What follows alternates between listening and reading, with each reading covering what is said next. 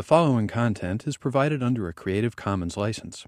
Your support will help MIT OpenCourseware continue to offer high-quality educational resources for free.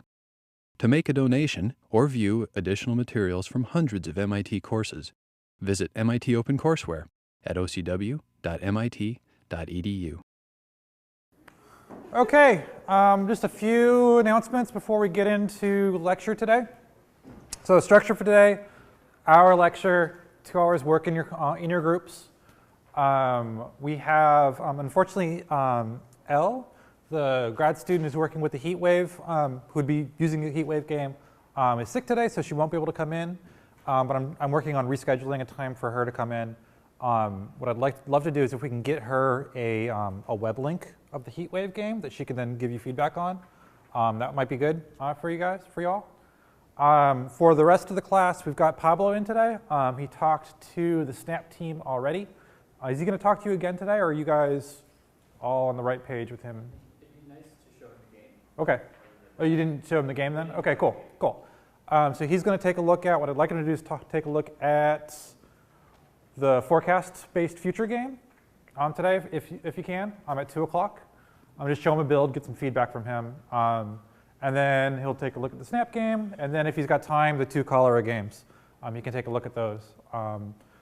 And again, if you want to give him web links to playable versions of the games, just send them to the video game bosses list, and I'll forward them on. Other announcements, we have, so this Friday, and I'm going to email this to the announcements list later today.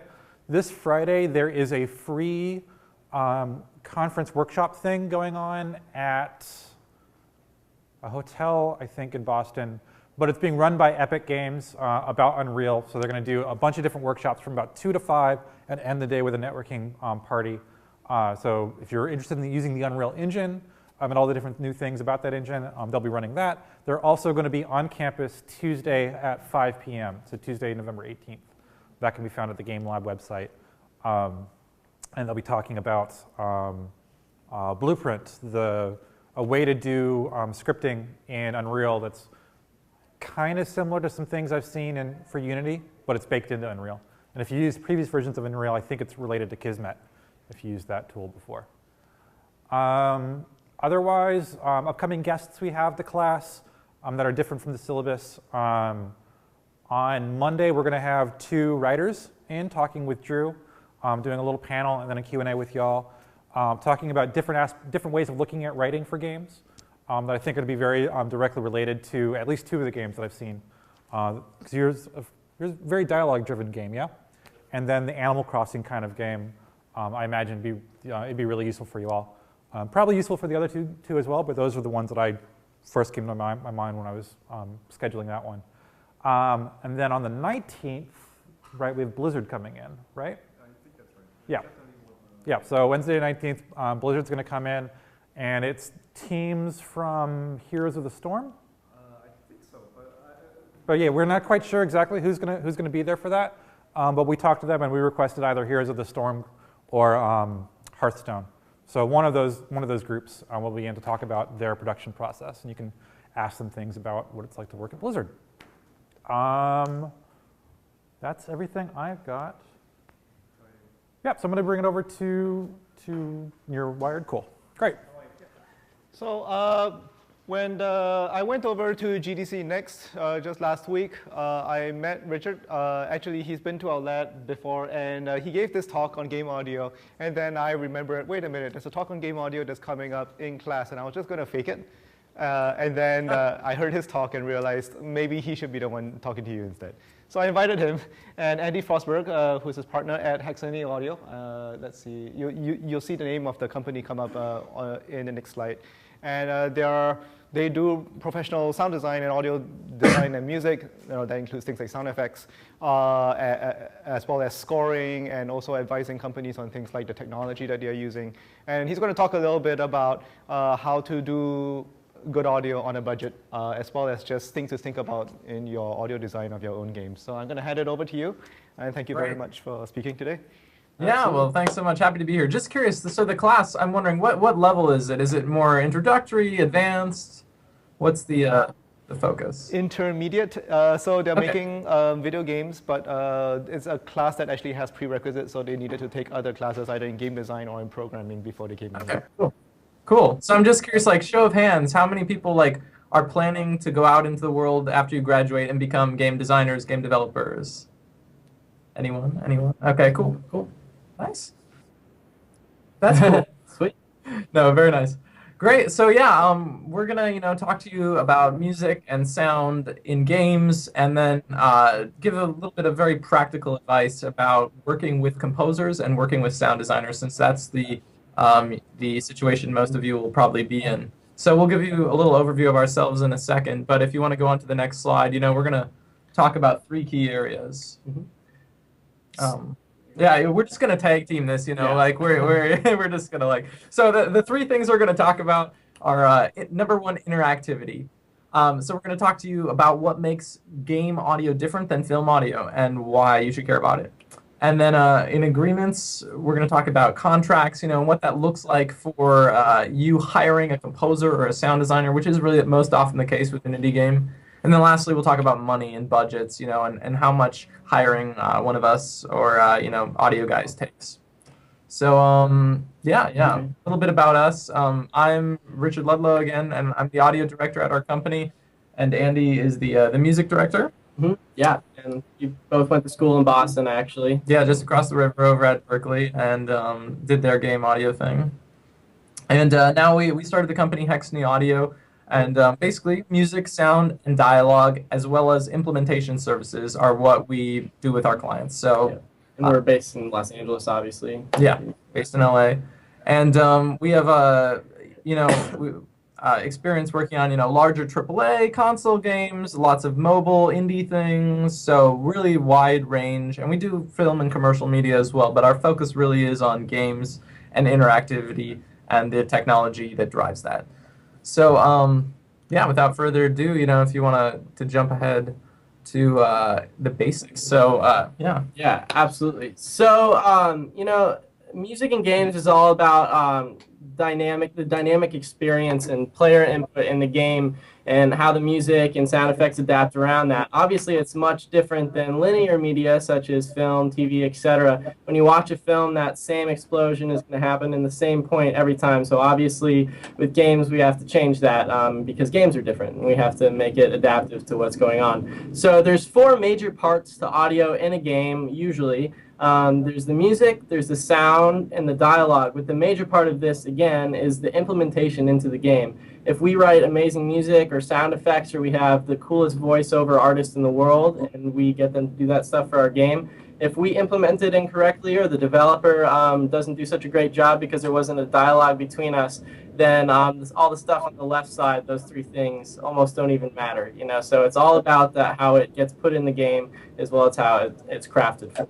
So. And we're going to talk about that in the interactivity section if you're like, what is this implementation witchcraft we speak of? Exactly.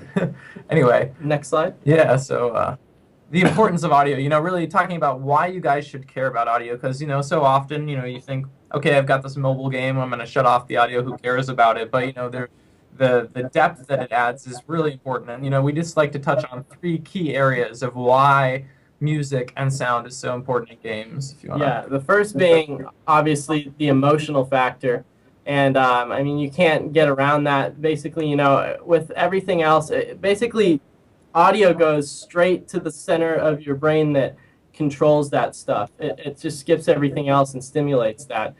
So obviously, if when we were kids, we'd turn the music off of a game or turn the music off of a film, and we'd realize that we weren't having those emotional responses that we did when it was on. So obviously emotion is a huge part of what we do. Yeah, and that's like a chemical response, like Andy said, it's like actually eliciting, just to emphasize again, like a chemical response. Visuals do not trigger these emotional processing centers. Yeah. It's like sound and music, that's stimulating parts of your brain that are like different. Yeah. And actually creating the emotion. It's pretty amazing. At least we like to think so. Yeah. Anyway, cool. So the next one is like function, and this isn't a great term, but audio, it supports the ability for the player to really absorb a lot of the game information. So when I say function, it has the function of giving you information and also the function of telling you, what's going on with regards to your actions. So, for example, you're walking down a hallway and you've got there's a guy up ahead that you hear, maybe walking, and okay, there's a guard up ahead, and then maybe your oxygen tank is running low and you've got a little beep, and your health is maybe at 50%. Maybe there's an alarm going off in a building. You hear a guy in the next room. You hear all these different things, and all of that is information that's being processed and sent to you, and you're able to absorb it all instantly without needing to think and see like text on the screen that says, oh, okay, I'm like at 50% oxygen. There's 3 enemies nearby. It's getting dark out because I hear the crickets. This is just stuff that your brain like subconsciously absorbs. So it's functional in that it provides that information for players in an entirely new dimension that is subconscious to them. So you can convey lots of subconscious information. Exactly. And then also it's that feel-good factor for games. So you punch a guy and hold up on that maybe. But you punch a guy and it feels like it feels good in the game, and that is because of that trigger, the sound meshing with the psychological peak. And anyway, so the sounds we were talking about that are memorable. I know you just played, what was that, like the Zelda sound or something? Mm-hmm. Yeah, I couldn't quite hear. Obviously, yeah, it obviously has to be memorable game audio as well. And you played the Zelda one. You think of the countdown for Mario Kart where it makes you want to hit A really fast and beat everyone, obviously. But there's countless examples. We might have it. Let's see.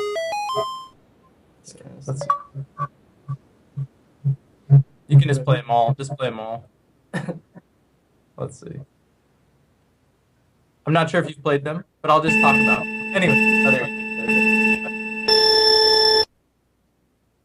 So, I mean, these are really iconic sounds, and I think the Mario coin sound is next. Let's see. Maybe. Yeah, so, that sound defined an entire generation of games. And the Zelda sound, like when you hear that, that's like extremely rewarding for the player. It's extremely memorable. Sound is like burned into a player's conscience, in a way that that doesn't necessarily happen with visuals. Like you hear that, and you hear the achievement sound that we played, and it's like, oh, I've unlocked that. There's like this stimulating reward response. And so good sound and bad sound is going to stick with your players, and it can really help set that game apart so that later on the players are remembering your game in a very unique way. Yeah. Anyway, next slide. We'll move on to the real stuff now. So interactivity, that was kind of the preface. So the first section that we talk about is, that implementation and how that works in games. And interactivity is a huge part of that. So if you want to jump ahead to the next slide. Yeah. So on the music side of things, obviously we want music that changes dynamically based on what the player is doing, whether he's walking into a field and staying there for 5 hours because he left it on to go make a sandwich, or because he's walking in to buy something from a shopkeeper. So how do we do that? There's several different things we can do, whether a player's going into battle, etc. We can use one system called layering, which Richard's going to talk about in another slide. We're going to talk about crossfading, and then you're going to give you an example of branching as well. And then there's also generative, and these are just a few. There's so many options that we can use to implement music in a cool, interactive way. So yeah. So let's jump over to one of the examples and go ahead and throw that up. Don't hit the play button quite yet. So you can hit the next slide and it'll pop up the graph. Great. So what you're seeing here is the idea of a layered score. So in this one, this is a piece of music I wrote for a game where there's 3 different intensity layers, and you're going to hear a first one that's very low intensity, and then you're going to hear these other layers come in on top as maybe the player starts to go into an area with enemies, and then they go into an area where they're in battle, and you'll hear the music kind of stack in a very dynamic way. Anyway, go ahead and hit play. Let's see. So that low intensity.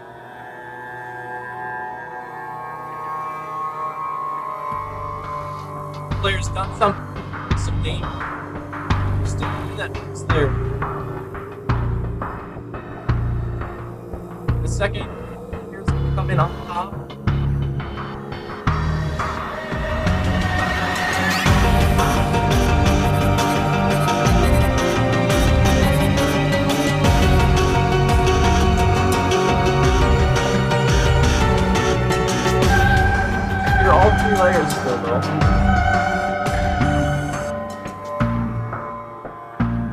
just the first two, and then just the first one. So you can see this was like, you could hear the layers fading out in and between one another, but it was a very dynamic experience. So this is where we'd like take the music and we'd specifically craft it and write it so that these things could stack and be triggered dynamically based on whatever the player's doing. So let's jump ahead to the next slide. So this is one more example, and this is the last one we'll show you for music, that deals with the way that music can move dynamically between states again. So yeah, so we've got the low, medium, high, but this time we've broken it out into smaller little chunks. So the player will do something, and the music will actually wait until a musical point, like the next bar or beat, and then it will begin a transitional segment into the next level intensities. And this is going to be a much more dynamic and fluid experience than the layering. So go ahead and hit play. Low intensity again.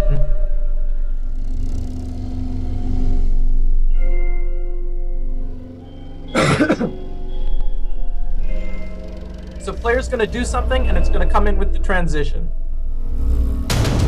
Transition.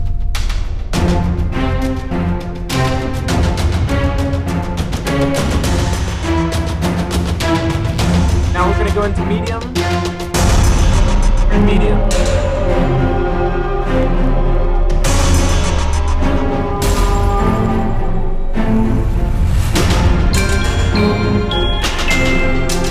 Player's going to do something, music's going to wait until the transition. Transition.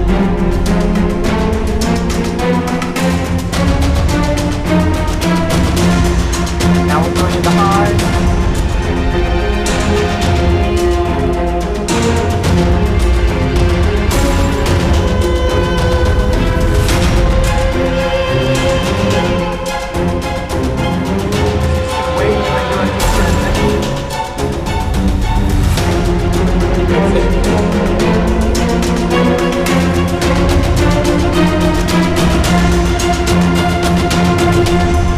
And back to low. Cool, so you saw the music move through 1, 2, 3, 4, 6 different pieces there. Oh, but it sounded like the experience was being scored. So again, the idea here is, we're trying to, again with a film, you watch it, it goes by, you know what's going to happen. We don't know what's going to happen with the game. So we write music that can change and adapt like that in a very film-like way to score the player experience. So, why do we do this? So obviously it creates a more immersive and dynamic player experience. Anytime we're taking you guys out of that escapist experience, like we're not doing our job, it extends track longevity, which we'll explain later with budgets why that's nice as well. But you get better replay value out of it, and it's the greatest value from each individual minute of music. Yeah. So instead of having to write, hire someone to write 3 different pieces of music, if you're on a budget, you can say, we'll do 1 piece of music and we'll make it layered, and it'll be 1 better piece of music. Exactly, because like something like if a movie is 90 minutes long and they want 60 minutes of music, you write 60 minutes of music. One small mobile game could have 15 minutes of music, or it could have 1 minute of music, or 3 minutes of music. So it all depends. Yeah, and that that goes into, we'll talk about with budgets how that affects that. But so yeah, jumping on to the next slide, how do we do these interactive systems? We build them with what we call audio middleware. And 2 of the commercial ones are Fmod that you see here, and if you want to jump ahead to the next one, Wise. And these are just screenshots. And essentially, these allow us to interface with programmers and set up these musical triggers and these points of musical change based on different parameters like number of enemies around or game state or health, and let us set up these musical transitions and things like that. So yeah, we can jump on to the next section. Agreements, yeah. So you've learned all about interactivity, and you're like, yes, this is awesome. I'm going to hire a game composer so that they can do this stuff. And then with music though, it's a very it's obviously a creative piece of content. So the agreements look a little different sometimes than other agreements, and so we're going to show you 3 different kinds. Yeah. So the purposes of these contracts are obviously to see who owns it, obviously, first and foremost. What we're going to be delivering to you, what the delivery milestones are in a game, just as there's development milestones. how much you guys are paying, which is super important for you and us. And what's your rights as a developer? Where can you use it? Can you go around and license it to use it in all the things involved with your project, or no? And what are our usage rights? Can we use it in our portfolio, on our Facebook page? Can we do that sort of thing? So we're just going to go through a few of the contract types here. So yeah, and it's really important to spell out all those things. So yeah, let's look at the first one. Work for hire. This is the most common type of agreement that you run into with composers, and it's essentially where I'm the composer, I've written music, and I am selling you my music or sound. You're buying it from me, and you're taking all the rights for it as a developer. You become the owners of the music and sound. And, this is the most, and so you've got the rights associated with it. And because you have the rights, the developer then can usually use the audio however they want in the project because you own it. You've also got the exclusive right to use the audio, meaning you're the only ones that can use it. I can't go around and turn around and sell it to Bob or Joe over there. You've bought it, it's yours. And then lastly, this is the disadvantage for developers is that this is a more expensive agreement because you are buying out all of our rights. And I'm going to show in detail in a few slides some important clauses to be aware of in these contracts. But yeah, so let's talk about, on the other end of the spectrum, we've got work for hire where I'm me, the composer, selling the developer my rights. And then on the other end of the spectrum, we've got licenses. Great. So we have two sorts of licenses. The first we'll talk about is the non-exclusive. So this means that we are retaining the rights to the music, sound effects, anything we do for your project. We could go around and turn it to another game, etc. However, don't be afraid of these. We're writing the same custom music for your game, which is super important to remember. You're getting the same exact product. It's obviously a lot cheaper, and it's a great way to save yourself some money when working with people like us. And again, you can still have unrestricted use of the audio in your project and things involved with that usually. But, again, we could turn around and use this for whatever we would like to use it for. So yeah, those are the main. Yeah, and we use this negotiating with developers all the time. So if they don't want to buy out all of our rights and pay that full price, we'll say, okay, well, we'll retain the right to go sell it to Bob and Joe and still give you the same music. Yeah. So. But yeah. And then we have, obviously, the exclusive license, which is you're going to retain all of the rights, but it's usually for a certain amount of time, and then those rights transfer back to us. And sometimes it's industry specific, so we might be able to use that audio in a trailer or a film or something. However, pertaining to the game or anything in the game world, we're not going to turn around and license that to someone else. Usually this lasts about 1 to 5 years. We like to call this the happy medium, between the work for hire and the non-exclusive license. And it really is a healthy balance of price and control because it's right in the middle as far as price is concerned. Yeah. And everyone's kind of happy. You guys could use it for what you need, but then we also get those rights back eventually. So yeah. So work for hire. I make the music. I'm the composer. I sell it to you. You get all the rights. Non-exclusive. I'm the composer. I make the music. I retain all the rights, and I can sell it to other people. Exclusive. I'm the composer. I make the music. I retain the rights, but I give you the exclusive right to it. So I can't sell it to anyone else. And then it usually reverts back to us after a brief time. Yeah. Or yeah. As discussed. So most common though is the work for hire, and you're like seeing that contract and you're like, oh my god, this is awful, I don't want to see this. But anyway, so yeah, let's jump through that really quick. Just a few key points that really go to developers helping protect themselves. And I gotta hit play over here on my keynote so that I can see all the different slide changes. 1 second. Okay, cool. So the first thing, services. It's like, what are you paying for? Music, sound, dialogue, what are you buying? This will be really quick. Jumping on to the next one. So payment for services, what are you getting paid? You want to spell out exactly how much you're going to charge and how much you're going to pay for the music and sound. Next contract, and this is our next point, and this is the independent contractor point. That's important for you as a developer because this essentially says that the composer or sound designer you're hiring is not on salary and does not need benefits. They have to, take care of their own taxes. It just protects the developers, so they're a little make everything clear there.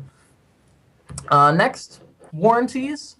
These are things, again, that protect you as the developer. So this says, okay, the music we're writing, it's original. We're not stealing John Williams music, as I always say. Score again. Yes, right. Seriously. But then if we do steal it, and we're not going to steal it, and there's some other warranties as well, but we'll jump on to the indemnification. So then it usually says, if we do steal John Williams music, you guys are protected. And there's different levels of indemnification, but the indemnification just says it falls on us if we screw things up. Next, there's usually a little confidential information clause, little NDA clause about not, disclosing things. And then some specific legal language about the ownership and assignment of rights, specific to work for hire, legal mumbo jumbo. We'll skip the subcontracting. And then there's some rights that are specific to us as the content creators. So if you remember, we talked about composer-specific rights, things like the ability for us to post our work on our website is something that we like in our contracts so that we can advertise, the music to other people to get them to hire us. Similarly, we often spell out how we're going to be credited, and the credit is a great way, as well to negotiate with your composer. If you're on a budget, maybe you say, okay, I'll put your name at the opening cinematic instead of, just in the back, because to help compensate for our lack of budget, we'll get you a little more exposure, things like that. So you spell out how you want to be credited. That's really it for the contract. I don't want to go too detailed there, but, some key points to be thinking about if you guys ever hire a composer or sound designer. Yeah. Let's talk about money. This is the question most people have. What? And whenever I meet a developer, like without fail, within like 10 minutes of the conversation, they're like, what do you charge? What's like general? What you charge for an indie game? It's funny. I gave this talk at GDC Next, and you'll see by the end of it why I'm like, that's not a question I can just answer. And then I got like 3 emails from people who attended the talk after and who were like, can you just give me a range for like an indie budget? Anyway, but you'll see why that's funny in a minute.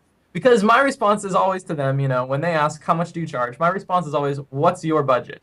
And the reason being, because there are so many factors. What the deadline is. Musical style, whether or not, we're talking about a solo piano piece versus epic orchestral piece. Are we going to get live players to play those orchestral pieces, or a piano player to play that? You can throw up the bullet points if you want, just FYI. We're just going through them. Anyway, and what's the release platform? Is this a AAA console, or is it a Facebook game for the American Cancer Society? Again, are we going to use a work for hire or one of the license deals? Right, like we just talked about, buying out the rights or us keeping the rights, really big effect on the price there. Yeah. How much are you buying? We're like Costco. Buy more and save. Yeah. But if you're going to buy 500 sound effects, it's obviously going to be different than if you need 5 sound effects or 50 sound effects. Yeah, and we give bulk discounts all the time. Exactly, and that goes into obviously the depth of the audio experience as well, which is how crazy we're going to get with interactivity if we're going to be using middleware. Like Andy said with the mobile game, you could put 1 minute, 3 minutes, 10 minutes, 20 minutes, all in the same game. It's going to be a better game if you've got, maybe you don't need 20, but if you've got more than one looping track, it's going to be a better game, but the game can still exist with a single piece of music. So saying how much do you charge is a very, very difficult question to answer without knowing more about your game. Yeah. One of our clients that we work with, on their page where you go to contact them, it says, when do you need your project done by? And one of the options is yesterday. And deadlines are a huge part of that. Like sometimes we get calls where it's like, we need this in 2 days or in a day, and we'll do it, but it's going to cost more than if you need it in a year. Yeah. So contacting guys early is important. Totally. Anyway, let's jump on to payment models. And you can hit all these bullet points again. Yeah. I mean, just basically talking about how composers and sound designers charge. Typically with music, it's a per minute music, so not per minute that we're working, but yeah. And then sound effects, unfortunately, right. And then sound effects are usually per asset, so Yeah.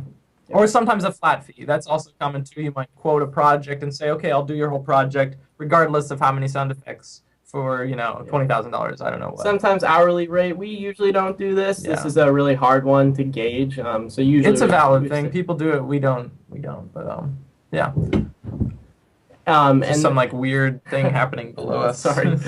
And then usually we really like to try to get back end profit sharing. You know, if if the budget isn't there. Yeah, that's a big thing with audio to think about. At the end of the day, is it really gonna cost you that much to give 0.5% of back end when you can't give anything up front? Because we always have passion projects. You know, we make money on some of our projects, but we really like to believe in games that are really cool, and sometimes the best way to do that is just to share the game. The indie scene, you know, like they often can't afford because they don't have that upfront money, and so we'll talk about a back-end profit sharing percentage. And you know, if you talk to people who have been doing this like 30 years, that didn't exist like 10, 20, 30 years ago. Like audio guys did not get back-end profit sharing usually because they were just paid up front.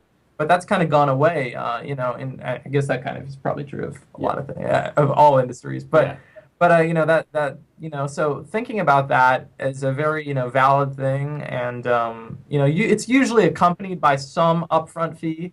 It's usually a reduced amount, but you know, the back end thing is definitely valid. We want, you know, new developers to be, you know, less afraid of that and more open to it. Yeah, absolutely. And then any combination of the above too. Cool. Anyway, so how does this kind of break down? And you can throw all these up here, you know. Just showing you music, sound, and dialogue. You know, there's a lot of components here. So when we're talking about what we're charging, we charge different prices for themes in the music. So we might write a musical theme that has, you know, its setting, and we charge one price for that. But then we might put an arrangement of that in an underwater level, a desert level, a jungle level, the same theme, but different arrangements for different levels. And we charge less for those arrangements. Those little transitional segments you heard in that demo I played, those are transitions. We charge less for those, and even different price for things like stingers, like a coin pickup or an end game, like sound like that when you die.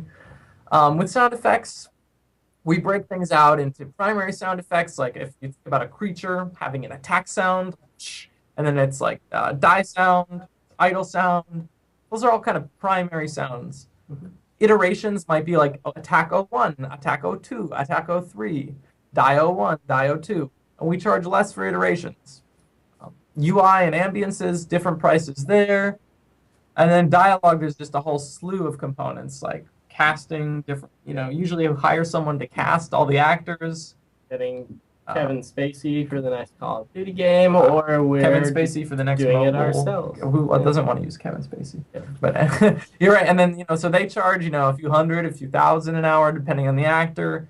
Usually there's someone directing them while they're being recorded, someone recording them, editing them, processing. There's a lot, you know, just throwing this up here so you know all the different components of music sound that are out there. So again, asking what do you charge? What does your game need is, you know, very, we need to know what your game needs before we can say. Cool, next slide. Anyway, yeah. So we're getting close to the end here, and we can do some questions. But just talking about like a theoretical project. Say you've got a low budget, $160,000 Kickstarter project, you know, like, and remember, so talking about music sound, we're typically looking at like 5 to 15% of the budget being allocated to audio. 5 to 15, usually hovering around 10, 15, 20, 25. Very good. 100. Very good. No, but seriously. And so a common problem with this, though, is that your game, to be awesome, needs like this much music. But your budget is only going to allow for this much music. So let's say we've got a hypothetical game here where a project might need 18 minutes of music and 300 sound effects. So say we were going to charge, you know, like $750 a minute for themes and $500 a minute for arrangements, which are, you know, kind of indie prices.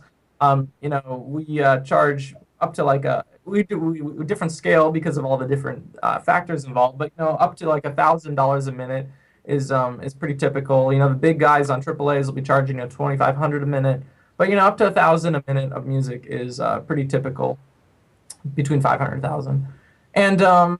And then maybe, you know, sound effects, maybe a combination of all those kind of total 12,500.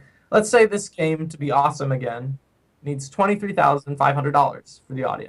And you're like, oh my God, that's a lot of money.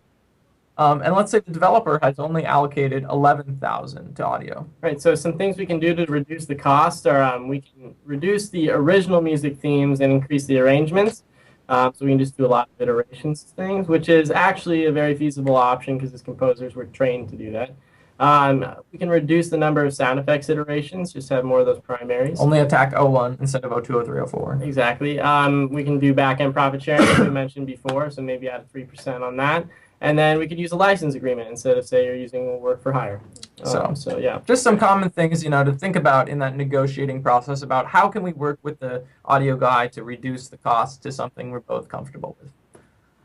Yeah, so let's just wrap up really quick. What did we talk about? Interactivity. It's music, it's sound, it's responding dynamically to player input. The player does something, the music, the sound, it changes, it reacts. It's going to create a deeper player experience. It's going to reduce the cost if you do it right. And we're doing this with Fmod, Wise, Fabric, different audio middleware. And then for budgets, we're trying to look at 5 to 15% of the total budget of your game allocated to audio. Remember to consider back-end payments. We really think that's going to be part of the future of how audio works within, especially the indie market. And just be willing to negotiate and figure things out. Your costs fluctuate, our costs fluctuate, so it just needs to be a negotiation, and we can usually figure something out, and any audio person can. Yeah. Oh, and then we jumped over agreements. But, sorry. No, it's writing cool. down. It's all good. No, and agreements, again, we're talking about work for hire.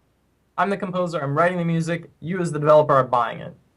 Licenses, I'm the composer, I write music, I retain the rights, and then I give you some type of license to use the music. But that kind of wraps up, I think, the core points we were going to talk about. I don't know if you guys have specific questions, we're happy to answer them. Or if Philip, you have any additional, points you want to touch on.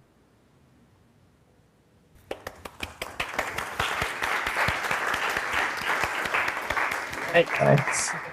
I think for questions, if anyone has any questions, I'll repeat it so that since I'm a little bit closer to the mic, although maybe the mic might pick you up if you're in the back of the room. We'll give it a shot. It doesn't need to be a question about what we talked about too, any audio related things. Favorite color? Yeah, as loud as you can.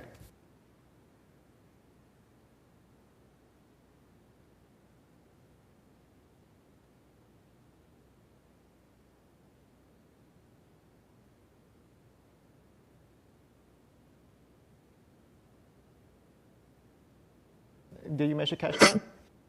I think so. So was the gist of it basically being folks using music and sound and then getting takedown notices? Is that what you said? Yeah, takedown notices on services like YouTube or Twitch.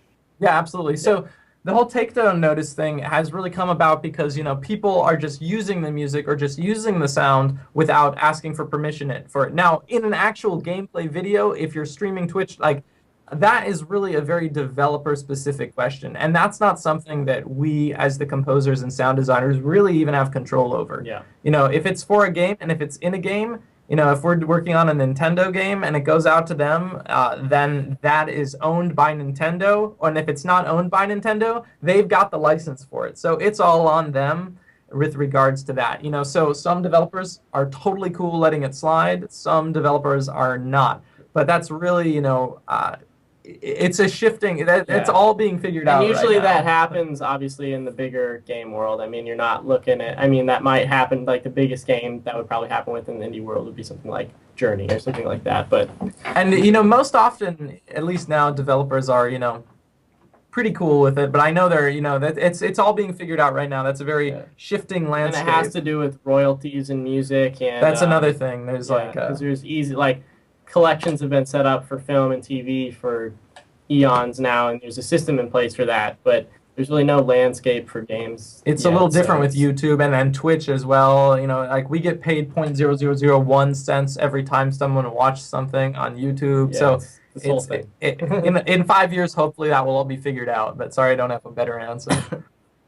It's not our fault. It's the developer. Just a follow-up question on that. It seems like in order for all these services to actually detect that they're using the music, they need to cross-check it against some sort of audio database.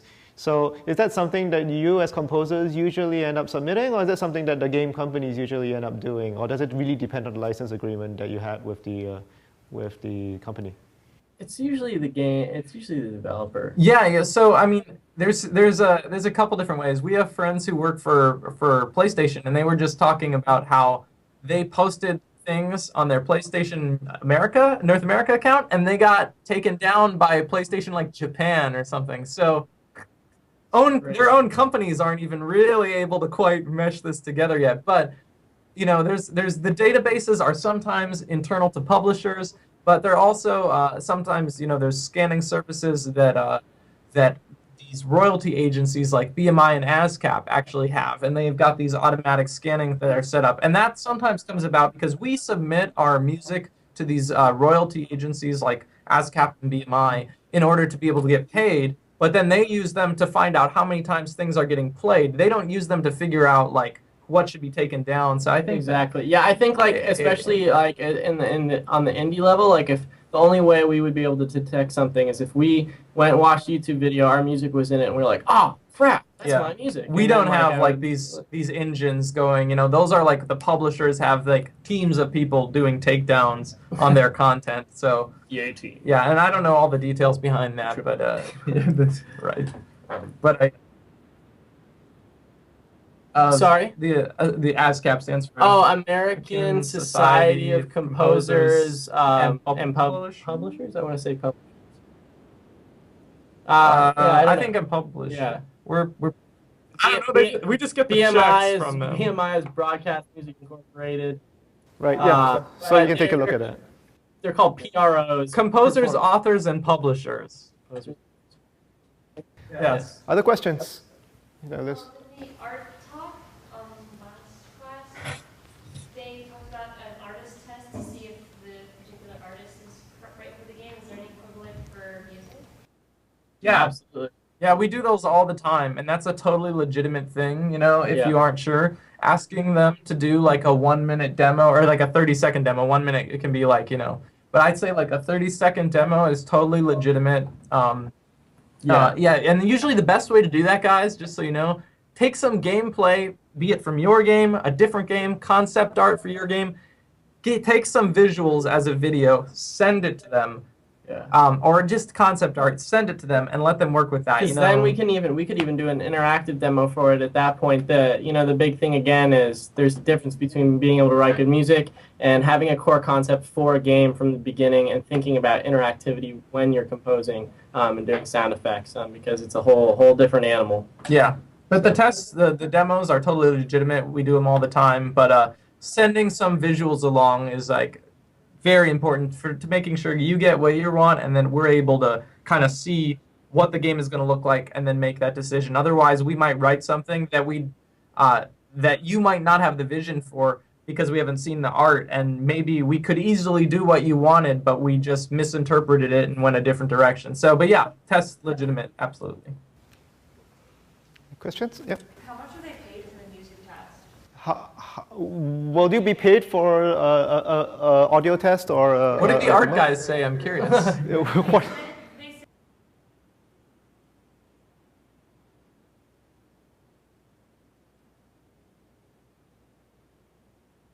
I mean, we have not found that to be extremely common with what we do. We'd like it to be more common. It used to be a thing. Yeah, it used to be for a like huge film thing. or for commercials. It was a big thing. You get paid for doing a demo. I think it's definitely more common in the game world. In the film and TV world, it's so saturated with composers and sound designers right now that they don't need to because so many people want the work. It is a respectful thing to do, I think. If it's a longer demo. If it's a shorter demo, then it's like we're happy to get the gig. I mean, we're gonna keep the rights to that anyway. So you could say like a couple $100 maybe. But I mean, like it's not a required thing. If we want the gig, we're happy to do a 30-second demo to try and get it often. It's nice to throw a couple $100, but it's like at that point it's a couple $100. It's not like Yeah. it's like it's pennies in the grand scheme of things. Yeah. If the project is larger, so yeah. Anyway, hopefully that answers it. Yes. Do you find that part of your job is convincing people that audio is important? Oh yeah. yes. It's Yeah. that's a I big mean- part of it, you know. Yeah. We use the three things: emotion, function. No. Yeah, I think the biggest argument in that is probably in the mobile scene. You know, where it's like someone sits on like in class, like someone was probably playing a mobile game during our talk today, and just kidding. You know, it's like a big thing. It's like, well, do they just mute that? And then it's like, yeah, you could say that, but like some people do listen to it. And when they do listen to it, they listen on headphones. And we were at a talk at a conference this year called Game SoundCon. With a composer named Guy Whitmore, who did the music for Peggle and Peggle 2, and he was talking about there's not a more intimate experience for audio than in headphones, you know, or in that arena. But I think, you know, in general, I mean, it is undeniably important. You can put out a game, it can do well with, you know, a mobile game can do okay with, you know, bad audio. We're not gonna lie, that's a thing, like Flappy Bird. But I mean, believe me, I love Flappy Bird. Like, Yeah. I have like triple-digit score on Flappy Bird. So, But, but you know, if you want to set your game apart, you know, like people look at that polished experience. They look at, you know, if we're talking about indie games, they look at something like Journey, or mobile games, you know, something like Peggle 2. They look at that and they're like, wow, this entire experience is super polished. It's super. It's right. a great game. And it's broken down into 3 parts, really, right? It's the functional, it's the mechanic of the game, it's the visual, and it's the audio, and those are all a third of the game. And if you take out one of those, it's like You can still have a game if you don't have great art. That's fine. There's a lot of great games that don't have great art. If you don't have a great mechanics, okay, maybe it's pretty and sounds nice, like that'll still sell. if that was a pie and you had people over for a party, would you hand them only 2/3 of the pie? They'd be like, this Crazy. dude is selfish. So he says that because I eat like a pie. I have a thing where I eat a pie a week. That's Anyway, a whole nother. But no, seriously. So your game can function without one of these things being great, but like it's not going to be as great an experience. So, higher closers. No, then I want to thank you again very much for speaking to our students, and everyone for having us. Yeah, and you know, I don't know. You feel free to put up our email addresses. Mine is R Ludlow, and his is A Forsberg. If you wanna. Okay. At Hexen, oh yeah, perfect. Okay, Yeah, cool. And yeah, feel free to shoot us an email. You know, I mean, if you have any questions, we're happy to. You know, we're happy to support audio with the new generation of developers. So yeah. Yeah. Cool. And there's a lot of great people over at Berkeley too, you know, like if you're looking for composers and sound designers to collaborate with, other students, there's a lot of great people over there. There's the Video Game Music Club. Don't be afraid to cross the bridge. Yes. The Video Game Music Club, they do a lot of, there's always like, if you shoot them an email, you'll get like 10 responses from people who are like, yes, let me like help you work on this game. Like, you're not getting paid, I'm not getting paid. They might be like okay with that. Yeah, and I mean, you guys have the facilities for what you do, and Berkeley has the facilities for what they do. So. Anyway, but then you can call us when you got paid gigs, you know. Yeah. All right. Anyway, well, thanks so much. Really appreciate you guys caring about audio. Really, honestly, we really appreciate people caring about music and sound a little bit. So thanks so much. And good luck with the rest of your semester. Absolutely. Thanks. See you guys around. Cheers, guys. Adios.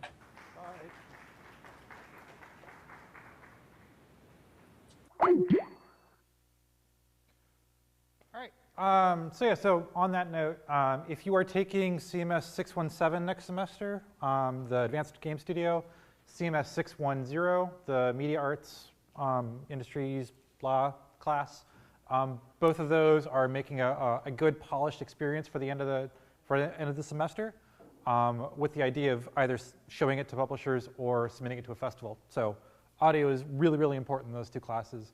And going to Berkeley for that kind of support is highly recommended.